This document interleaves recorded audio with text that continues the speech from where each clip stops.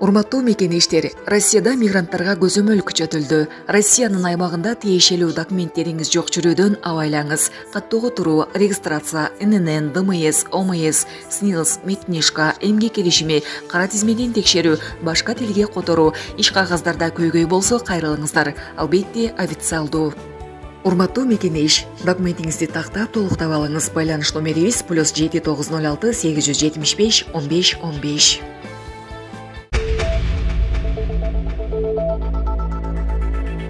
Тарбиялап койбойсуңарбы? Садыр Жапаров таштаныны чилекке салбагандардын видеосун таратты. Өлкө башчы Садыр Жапаров соц тармактагы баракчасына шаардагы таштаны чилектерине таштанына салбай ыргытып кеткен жарандардын видеосун жарыялады. Анда президент кыргызстандыктардын арасында кайдыгер адамдар бар экенин белгиледи. Элибиздин арасында кайдыгер, балит адамдар бар, айрыкча Бишкек, Ош шаарларыбызда. Мен шаар жетекчилерин таштаны чилектин сыртына чейин таштаны чыгып кеткен, тазалабайсыңар, тазалыкты начар кармайсыңар деп урушам. Алар мага ушул видеону жөнөтүштү. Эмне деген адепсиздик? Таштаны челектер бош турат, машинадан чыга калып, таштаны челектин ичине салып коюш ошончолук кыйынбы? Анан мэрлерди таштаныны тазалап коюшпайбы, шарт түзүп беришпейби деп сынасаңар, жаныңарга киши тура албайт. Мына ошол видеону жакындатып карасаңар, кимдер экенин кошуналары тааныйсыңар. Уят карып тарбиялап койбойсуңарбы? Коомду жалгыз киши тарбиялай албайт, коом өзүн өзү тарбиялаш керек деп жазды Садыр Жапаров. Владимир Путин 10 жаштагы кыздын кыялын орундатты. Владимир Путин Белгороддук Шебекинадан келген 10 жаштагы Маргаританын жаңы жылдык кыялын орундатты. Ал асманда абдан жакшы көрөрүн айткан. Бул тууралуу орус басылмалар жазышууда. Тилектер балатасы акциясынын алкагында кыз ата-энеси менен Москвага барып, алар шолкунчикти көрүү үчүн театрга барышкан. Ошондой эле ал машыгуу үчүн машык учуусун жасадым. Москва облусуна тег учак менен экскурсия кылдым. Муну менен ал төбөлүккө жаңы жылдын кереметине ишенди деп айтылат маалыматта. Сонун жаңылык. Сиз билген жана ишенген Умбем клиникасы эми сизге дагы да болсо жакыныраак болду. Анткени бизде жаңы филиал ачылды. Андыктан келип, өзүңүздүн жана жакындарыңыздын ден соолугуна кам көрүшүңүздү сунуштайбыз. Биздин жогорку даражадагы дарыгерлер төмөндөгү адистиктер боюнча кабыл алат. Стоматология, гинекология, терапия, лор, хирургия, педиатрия, урология, УЗИ жана башка адистиктер. Лабораториялык анализдин 5000ден ашуун түрү алынат. Жогорку даражадагы стерилизациялоо. Биздин дарек ВДНХ метросу, Кондратюка көчөсү 2. Телефон номерибиз 8925 103 22 55. Кабыл алууга алдын ала жазылып келүүңүздөрдү суранабыз. Умбем клиникасы. Сиздин ден соолугуңуз, биздин камкордук. Туркия Сириянын жаңы бийлигине 300 000 кишилик армия түзүүгө жардам берет. Сириянын жаңы жетекчилигинин өкүлү генерал Ахмет Осман 1,5 жылдын ичинде 300 000 кишилик армия түзүү экенин айткан. Бул тууралуу чет элдик басылмалар жазышууда. Анын айтымында өлкөнүн ичиндеги оор кырдаал жана Израилдин коркунучу муну зарыл кылууда. Ал түшүндүргөндөй, алгачкы этапта 70-80 000 адамдан турган куралдуу күчтөрдүн негизи түзүлүп, эң кыска мөөнөттө алардын саны 150-200 000 жетет. Идлибтен Хаят Тахрир аш-Шам тобу сынанын Туркия колдогон Сирия элдик армиясынын 50 000 жоокери, ошондой эле аскер кызматкерлери жана кызматкерлерден турат. Ахмет Осман Туркиянын бул этапта аскердик колдоосу өзгөчө мааниге ээ экенин белгиледи.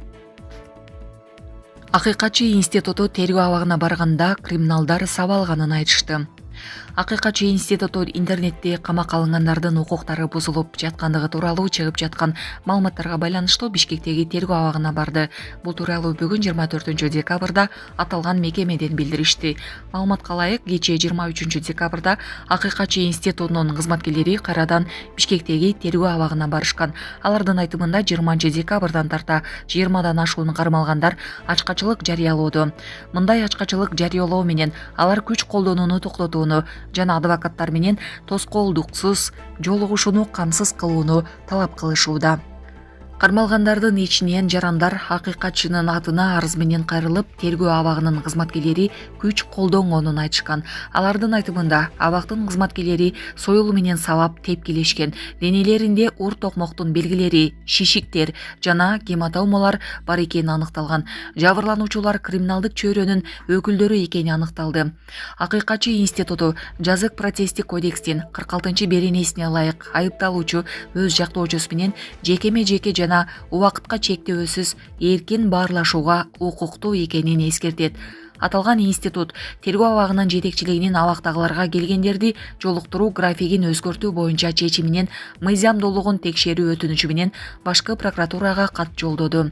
Ошондой эле тергөө абагынын кызматкерлери тарабынан кармалгандарга карата күч колдонгону боюнча бардык чогултулган материалдар башкы прокуратурага жөнөтүлдү. Мындан тышкары институттун кызматкерлери Темирлан Султанбеков жана анын камералаштары менен баарлашкан.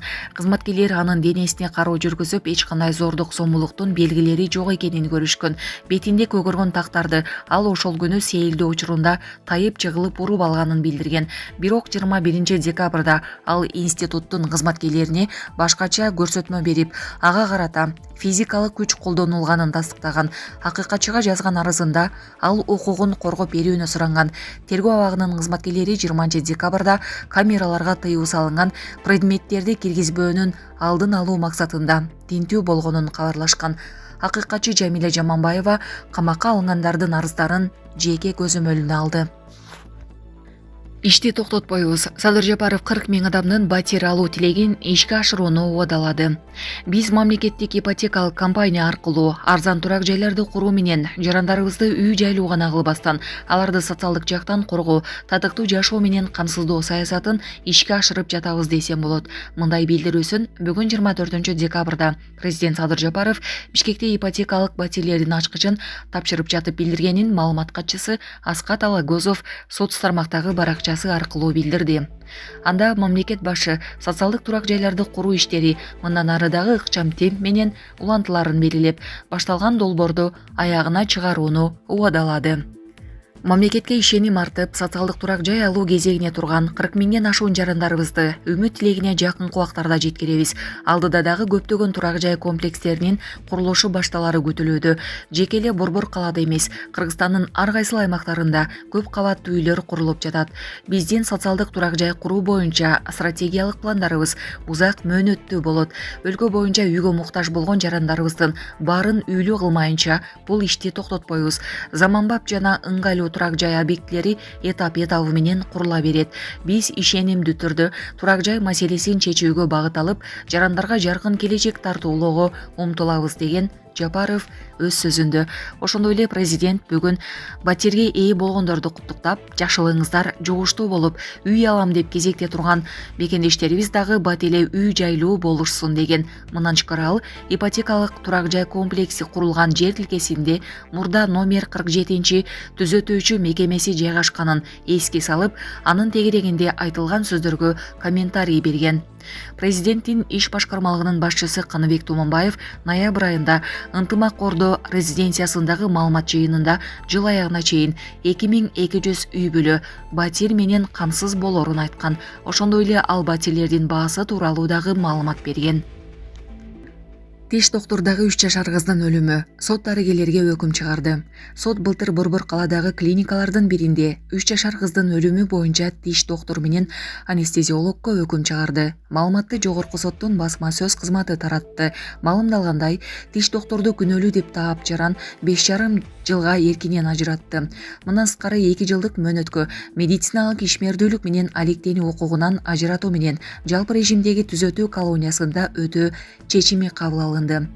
Ал эми жаран анестезиолог 6 жылга кесилди. Тиш доктурдун жолдошу кылмышты жашыруу үчүн документтерди бурмалоого катышкан үчүн 5 жылга эркиндиги чектелди.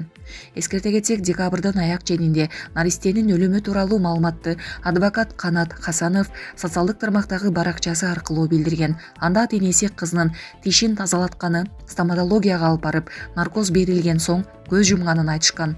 Мындан улам Саламаттык сактоо министрлиги бул окуя боюнча атайын комиссия түзүлгөнүн билдирип, Клиника тергөө аяктаганга чейин убактылуу жабылган. Ал эми медициналык борбордун директору убактылуу иштен четтетилген. Ошол эле учурда бул окуя боюнча кылмыш жаза кодексинин 146-беренесине ылайык кылмыш иши козголуп, бардык экспертизалар дайындалган.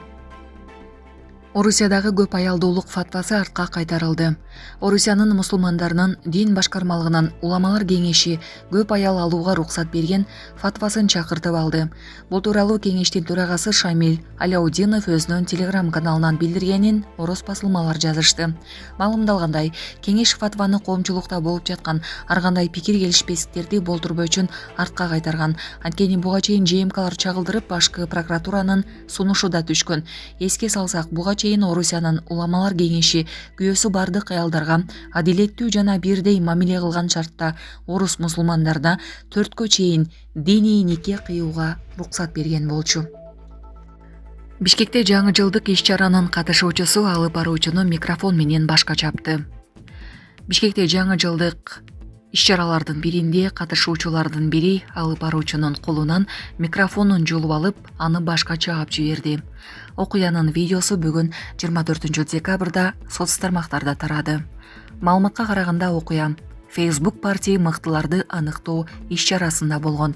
Видеодо ал адам алгач алып баруучу баланы уруп, андан соң кызга кол көтөргөнүн көрүүгө болот.